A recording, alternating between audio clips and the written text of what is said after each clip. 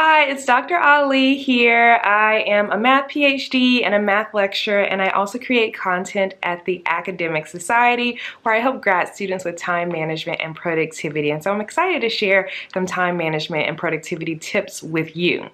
All right, so today I want to talk about schedules because I think it's so important to have a weekly schedule that you stick to so that you can get your body regulated and figure out, okay, well, which times of day am I going to be working? Which times of the day am I going to be resting? So that you're not just doing work when you get a new assignment, you're being productive at specific times of day. So you don't have to like trick yourself into working. It's like, oh, this is the time where I'm working. It can really help you get ahead of schedule and not fall behind. And it can also help you remain motivated. But I notice a lot of students struggle with schedules, right? They struggle with schedules because they set one schedule for themselves and they think they have to follow it for the rest of the semester. That is not true. You actually do not need to follow your schedule for the whole semester because your schedule is just a guess. It doesn't become realistic until you work through it a few more times. So let me tell you what I mean. I recently talked with a student in my grad school community who is preparing for her proposal, and she has to like write this big paper and like study and all of this stuff. And she had goals and a schedule set for when she's going to work on it and progress timestamps, like when she needs to get done with each part. And she found that it just didn't work out. And so she was so discouraged. And I was like, well, you know what? You've never written a proposal before. Right? So how do you know how long it takes? And it's okay if you guess wrong. So I'm going to share my philosophy on schedules and how I view them and how I actually update them every single week. So there's a myth that a lot of people follow. The myth is that you have to follow a strict schedule to be productive in grad school or undergrad or in your life. The myth is that you have to follow a strict schedule.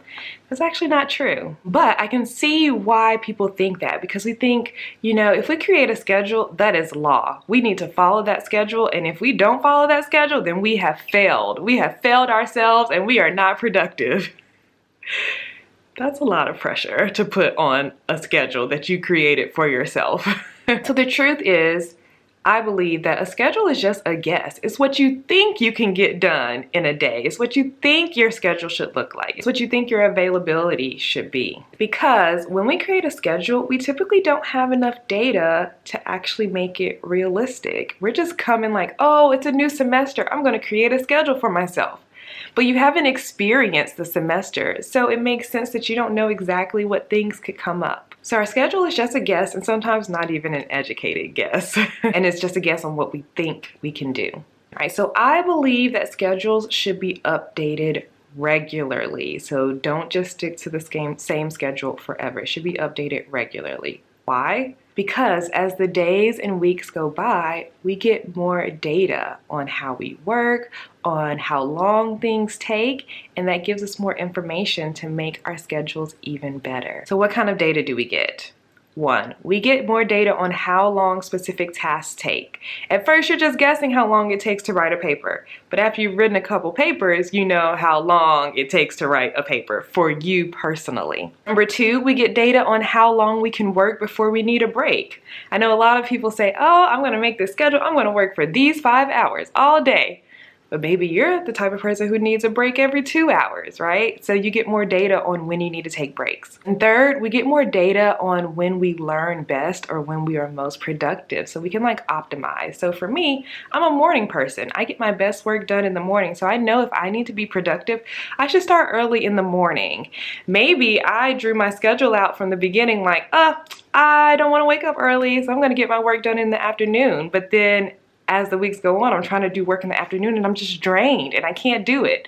And I realize, oh, actually, I need to be doing work in the morning, so I need to rearrange my schedule. So this is all the data we get as the days and the weeks go by. And so this data actually has a purpose. It serves to inform us on how long things take, what we can actually do, and how to update our schedule as we go. We can update our schedules and make them more and more realistic. So the more you update your schedule, the better and more likely you'll be able to follow the schedule because it'll be based on data about yourself. And that takes time. Maybe it even takes weeks to come up with a schedule that actually works for you. So it's totally normal to not stick to a schedule that you've set for yourself, especially when you're working on a project or starting a new semester that you haven't experienced before. You literally have no data on what it's going to take. So here's my recommendation. Number one, set a schedule. This is an initial schedule. Set a schedule based on when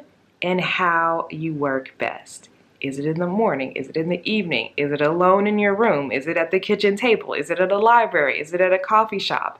Figure out when and how you work best. Number two, take note of how long specific tasks take to get done. So if it's your first time working on something for a class, time yourself. How long is it taking me to get this homework assignment done?